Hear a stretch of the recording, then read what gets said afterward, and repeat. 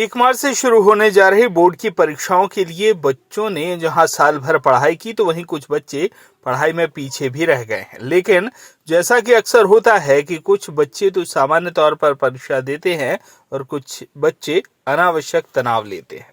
ऐसे में हमने गोटेगांव नगर के सम्मानित समाजसेवी, शैक्षणिक क्षेत्र में सर्वोच्च योगदान के साथ ही स्वास्थ्य के क्षेत्र में ख्याति लब्ध विभूति डॉक्टर गौतम भद्र से परीक्षाओं को लेकर बच्चों और अभिभावकों के मन में उठ रहे अनेक सवालों के संबंध में चर्चा की। डॉक्टर गौतम भद्र ने बहुत ही सरल सहज रूप में बताया कि बच्चों को किस समय पढ़ना चाहिए, तनाव कैसे कम करें, परीक्षा के समय खान पान कैसा रखें, आत्मविश्वास कैसे बढ़ाएं, अभिभावकों की परीक्षा के समय क्या भूमिका होनी चाहिए। ऐसे अनेक सवालों पर उनसे चर्चा हुई। तो आइए चलते हैं डॉक्टर गौतम भद्र के पास। माध्यमिक शिक्षा मंडल बोर्ड परीक्षाएं 1 मार्च से शुरू होने जा रही हैं। ऐसे में बच्चों को तो तनाव है ही, साथ ही बच्चों के अभिभावकों के दिल की धड़कनें भी बढ़ गई हैं। क्या पढ़ें, कैसे तनाव मुक्त रहें, कैसे अच्छी सफलता प्राप्त करें, परीक्षा के समय क्या खान पान करें, ऐसे अनेकों सवाल बच्चों के और अभिभावकों के सामने उपस्थित हैं। सवालों की लंबी फेहरिस्त है। आइए आज हम बात करते हैं, इन सवालों के जवाब आसान तरीके से समझते हैं डॉक्टर गौतम भद्र जी से। सर, बच्चों की परीक्षाएं 1 मार्च से शुरू हो रही हैं, बोर्ड परीक्षाएं। बच्चे तनाव मुक्त रहें, इसके लिए आप बच्चों को क्या सजेशन देना चाहेंगे? सबसे पहले मैं जो भी बच्चे इस परीक्षा दे रहे हैं सबको मैं शुभकामनाएं देता हूं और मेरे को पूरा भरोसा है कि अभी आप लोगों ने सबने तैयारी कर ली है और थोड़े कुछ मैं टिप्स दे सकता हूं आप लोगों को। मैंने कैसे कब उठना, कैसी तैयारी करना, अभी कुछ ही दिन बाकी है आप लोगों के, तो उसके लिए मैं आपको कुछ टिप्स दे सकता हूं। सबसे पहले यह है कि आपको अभी परीक्षा के लिए सबसे पहले आपको उठने का सबसे अच्छा समय रहता है पढ़ने के लिए। इस टाइम में, इस समय में वो रहता है ब्रह्म मुहूर्त, जो सुबह 3 बजे से 5 बजे तक रहता है। इस समय अपनी जो दिव्य शक्तियाँ कुछ है, अपन को आपने देखा होगा बहुत लोग पुजारी लोगों ने इस समय उठते हैं, उठ के पूजा करते हैं, तो उनको बहुत सी चीज़ प्राप्त होती है उसमें।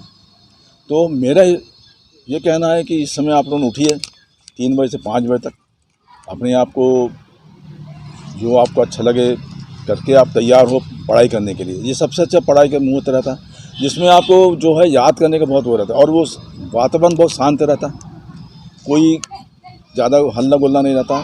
कम से कम 3 से 5 बजे का पहले उठ के पढ़िए और कोशिश करिए कि आप 10 बजे सो जाइए और टेंशन का तो मत सोचिए, ये परीक्षा भर है। अपनी ज़िंदगी में तो आपको कितनी सारी परीक्षा है, हर चीज़ में परीक्षा है। अपन जब खड़े होते तो परीक्षाएँ हैं, चलते हैं अपन जब छोटपन में वो ही परीक्षाएँ हैं, अपन जब स्कूल जाते वो भी एक परीक्षा है, साइकिल सीखते वो भी एक परीक्षा है। अपन सब परीक्षाएं पास करते रहते हैं, उत्तीर्ण होते रहते हैं, तो ये भी एक अपना एक जीवन का एक अंग है। तो उसके लिए आपको इतना ज़्यादा टेंशन नहीं लेना चाहिए। आप लोग साल भर में पढ़ाई किया ही होगा आप लोगों ने, तो ये केवल इस समय जो कंसंट्रेशन लेवल ज़्यादा रहना चाहिए और कोई केवल अपन परीक्षा के लिए फोकस बना लीजिए कि हमको ये फोकस करना है और हमको उसमें अच्छे से हमको सफल होना है। बच्चों के अभिभावकों की अपेक्षाएं बच्चों से ज़्यादा रह जाती हैं, अन्य बच्चों से वो कंप्रोमाइज़ करते हैं, तो ये दूसरे बच्चों से तुलना करना कहाँ तक जाएगा? नहीं, हर बच्चों में देखिए, हर बच्चों में गुण तो सभी बच्चे में होता है। अब ये अपने ये मत सोचिए कि अब हमारे बच्चा में खासियत नहीं है, उसके बच्चे में, कभी कंपेयर नहीं करना चाहिए। और जो प्रकृति ने हम सबको बराबर का हिस्सा दिया है, बराबर का जो शक्ति दी है,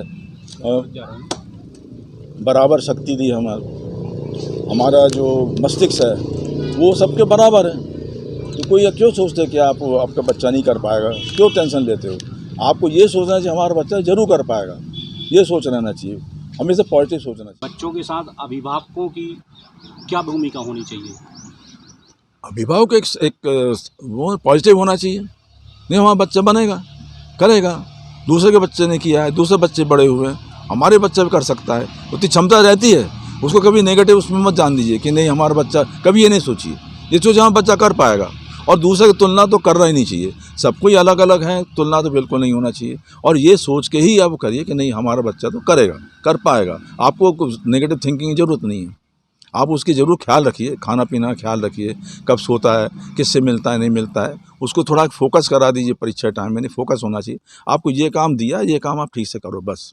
इस समय सर यदि हम बात करें बच्चों की, तो पढ़ाई का माहौल कैसा होना चाहिए? सामूहिक पढ़ें, एकल पढ़ें, और कितना गैप रखना चाहिए पढ़ने के बीच में? देखिए, एक तो मैंने बताया सुबह आप पढ़िए, वो तो सबसे जो होता है, आप एकल ही पढ़ोगे। अगर आपके मित्र बहुत अच्छे हैं पढ़ाई में, अगर वो आपके साथ पढ़ना चाहते हो, वो अच्छी बात है, आपको शेयर हो जाएगा, आपको जो कमियां उससे दूर हो जाएगी। साथ में जहाँ पर आप पढ़ते हैं उस जगह का भी थोड़ा रंग भी का ही बहुत डिफरेंस आता है। हल्का नीला या हल्का हरा रहना चाहिए, जहाँ पर एक पर्दा लगा लीजिए और शांत वातावरण पढ़िए, उसमें खास कुछ नहीं। बच्चे सर देखते हैं उनको रटने की आदत होती है, उन्होंने रटा, लेकिन ऐसे टाइम जब परीक्षा एग्ज़ाम कक्ष में जाते हैं तो वो सब कुछ भूल जाते हैं। तो ऐसे बच्चों को क्या सलाह देना चाहिए कि वो क्या करें, समझें, रटें, क्या करें? सबसे पहले तो आपको क्या करें, मैंने जो बोला, सुबह उठना चाहिए।